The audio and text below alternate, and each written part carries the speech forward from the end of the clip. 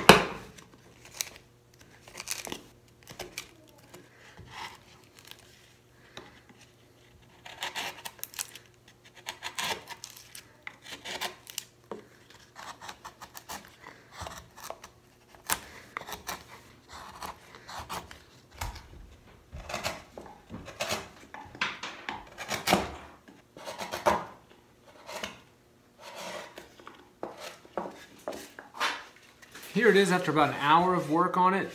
I'm actually really loving the shape, and I'm liking the tool marks to an extent, but now I really understand why a gouge is useful, because the corners are just a pain to deal with. Right here, as you can see, they're pretty hard, but on this side they're a little less. Well, which side? I don't know. This side's a little, well, either way, they're rough. I don't really have any sort of precise way of measuring thickness. I just run my fingers along here and it feels uniform. Over here feels slightly thinner, but you know, so I'm gonna be careful on that one side. Here I can take off a little bit more. Here I can just feel I have extra stock, so I just keep going, and I'm not trying to take it down to anything. I'm just trying to get it uniform, looking nice and stable.